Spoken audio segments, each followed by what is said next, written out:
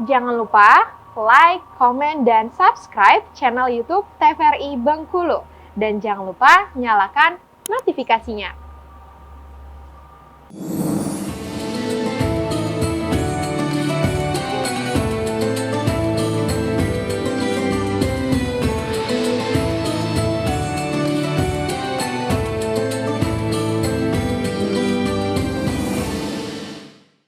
Assalamualaikum warahmatullahi wabarakatuh. Saudara, apa kabar Anda? Mutiara Kolbu kembali hadir menjumpai Anda bersama saya Julia Hartanti. Nah, pada kesempatan kali ini Mutiara Kolbu hadir dengan tema yang tentunya tak kalah menarik nih dari tema-tema sebelumnya. Dan juga pemirsa, Mutiara Kolbu hari ini sudah hadir bersama dengan ibu-ibu Majelis Taklim dari Riyahul Jannah. Langsung saja kita sapa. Assalamualaikum ibu-ibu. Waalaikumsalam warahmatullahi wabarakatuh. Bagaimana kabarnya ibu-ibu, sehat? Alhamdulillah. Alhamdulillah, luar biasa ya, cantik-cantik sekali hari ini. Bajunya warna biru Bu ya, cantik luar biasa. Dan juga pemirsa dan juga ibu-ibu, hari ini kita sudah dibersamai oleh Ustadz Ahmad Farhan. Langsung saja kita sapa. Assalamualaikum Ustadz. Waalaikumsalam warahmatullahi wabarakatuh. Bagaimana sehat Ustadz? Alhamdulillah sehat. Alhamdulillah luar biasa. Ustadz dan juga ibu-ibu, tadi seperti yang sudah kita sampaikan, hari ini temanya itu sangat menarik sekali. Tema hari ini adalah bekal kehidupan setelah wafat. Jadi ibu-ibu dan juga Ustadz, setelah hidup itu wafat, dan bahkan setelah wafat sekalipun ada lagi kehidupan selanjutnya. Nah, untuk itu pemirsa di rumah dan juga ibu-ibu, kita akan dengarkan tausiah dari Ustadz Ahmad Farhan. Kepada Ustadz kami persilahkan. Baik. Assalamualaikum warahmatullahi wabarakatuh. Waalaikumsalam warahmatullahi wabarakatuh. Alhamdulillah, salatu wassalamu rasulillah. Allahumma salli wa barik ala Muhammad wa ala ali Muhammad. Pemirsa TVRI di rumah, Ibu Majelis Taklim di studio yang berbahagia, tentu bersyukur menjadi hal yang niscaya, terutama kita masih diberikan kesehatan, kehidupan, dan kehidupan dalam ketaatan.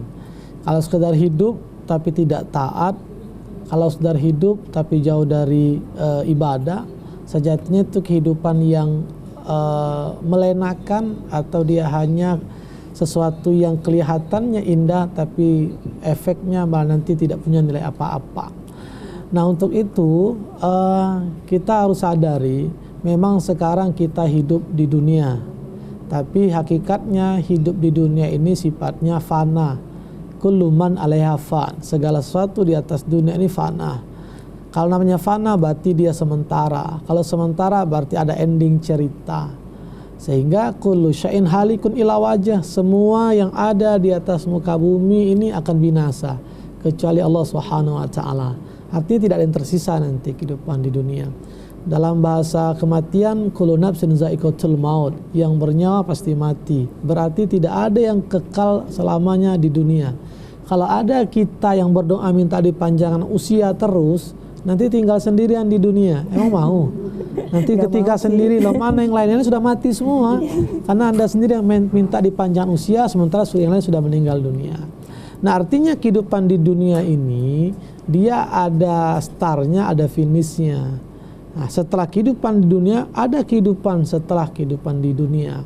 Setelah kita dimatikan, ada lagi kehidupan yang disitulah disebut dengan ad-dunya darul amal wal akhiratu darul jaza. Dunia ini tempat kita memproduk kebaikan-kebaikan, karena nanti ada akhirat di mana tempat kita diminta pertanggungjawaban dan akan mendapatkan balasan seperti apa yang kita lakukan. Nah, dalam hadis Nabi yang diriwayatkan oleh Ibnu Majah dari sahabat Ibnu Umar, suatu hari ada seseorang dari Bani Ansor bertanya kepada Rasul, "Ya Rasulullah, ayyul mu'minina afdol?" Wahai Rasul, di antara orang beriman ini siapa yang paling utama? Siapa yang paling baik di antara orang beriman? Akan disebut oleh Rasul bahwa ahsanum khuluqan, di antara kita orang beriman ini yang paling baik adalah yang paling baik akhlaknya. Lalu ditanya lagi, ayul mu'min aqyas. Kalau seperti itu, sekarang pertanyaannya, yang cerdas di antara orang beriman itu siapa? Yang bijak di antara kita itu siapa? Maka Rasul menjawab, aqtarum lil mauti isti'adadan waqtalu aqyas wa Aktsaruhum lil mauti dzikran wa ahsanu lima ba'du isti'dadan. Orang yang cerdas di antara kita yang orang beriman itu adalah yang mereka banyak mengingat mati. Aktsaruhum lil mauti dzikran wa aktsaruhum lima ba'du isti'dadan. Setelah mereka banyak mengingat mati, lalu mereka mempersiapkan bekal untuk kehidupan setelah mati.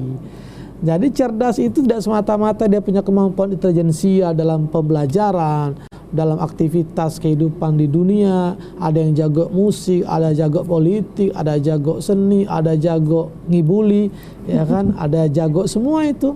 Cerdas dia, cerdas, kata cerdas ini, cerdas ini. Maka versi Nabi yang cerdas itu, yang bijak itu di antara kita orang beriman yang banyak mengingat mati. Bahkan di hadis lain yang mengatakan aktsiru, perbanyaklah dzikra hadzimil lazzat, mengingat satu hal yang akan menghilangkan semua kelezatan dunia, yang akan menghabiskan semua kenikmatan dunia. Apa itu? Karena kita ini makan nikmat, berkumpul-kumpul sama keluarga nikmat, bisa jalan-jalan nikmat, bisa olahraga, semua itu nikmat, apalagi dunia dengan segala hiruk pikuk, aksesoris, pernak-perniknya. Tapi ingat, semua kelezatan itu, semua nikmat akan hilang, akan selesai dengan satu hal yang disebut dengan kematian. Maka perlu banyak mempersiapkan bekal. Ya, bekal apa? Apakah hanya uang? Oh tidak. Apakah rumah? Tidak. Apakah bedengan kos-kosan? Tidak. Itu nggak akan ditanya fisiknya. Boleh saja kita punya harta, tapi apakah harta itu punya nilai sosialnya, ada nilai ibadahnya, ada manfaatnya atau tidaknya? Tapi kalau harta malah menjadi wasilah semakin jauh dari Allah, gara-gara harta tidak sholat yang 5, gara-gara harta sibuk ngurusi harta, lalu tidak peka kepada kewajiban, tidak melaksanakan kegiatan sosial yang juga ada hak tetangga misalkan, berarti harta itu membuat kita semakin jauh dari Tuhan. Berarti harta itu jadi fitnah, jadi ujian. Nah, yang akan lebih baik ketika memang dikasih harta kelebihan, alhamdulillah, tapi manfaatnya luar biasa. Karena yang akan ditanya itu kan di situ, ya, an malihi fi ma'abla. Harta ini dibuat untuk apa saja? Ya. Harta ini dibuat untuk apa saja. Nah, maka ibu-ibu pemirsa TV di rumah, penting kita memang banyak melakukan evaluasi dengan mengingat, ya, mengingat yang namanya kematian. Bukan cari mati, bukan ya? Cari mati. Dan cari mati. Misal ibu-ibu sedang capek mikir dunia, kata sudah nangis, sudah ini, ya ziarah kubur aja lah, sehari 3 kali misalkan ya. Nah, untuk belajar arti kesyukuran itu yang di dalam itu nggak bisa ngapain lagi. Mereka nggak bisa makan, nggak bisa minum, nggak bisa duduk, nggak bisa istirahat, nggak bisa apa-apa. Kecuali mereka berharap amal solehnya menolong, doa keluarganya bisa membantu, akhirat dicepatkan kalau mereka surga yang dikembalikan. Bahkan doa mereka yang di alam kubur itu kalau mereka sudah dikondisikan, dilihatkan kondisi neraka tempat mereka dikembalikan, doanya Rabbi la tuqimis sa'ah.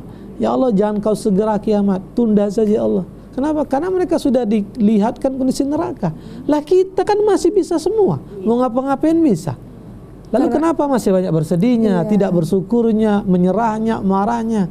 Makanya hidup ini kata Gus Baha, ya harus bahagia, apapun kondisinya. Ya. Karena Allah akan senang melihat kita bahagia. Kalau kita banyak sedihnya, seolah-olah kita mengatakan Allah nggak bisa buat kita bahagia. Kecil sekali. Masa cuman kita sendiri Allah nggak mampu bikin bahagia? Iya. Nah, kan? Iya, baik, jadi itu harus begitu. Nah. Kita nanti akan lanjutkan ya Ustadz. Namun setelah jeda pariwara berikut ini pemirsa, jangan kemana-mana, tetap di Mutiara Kolbu.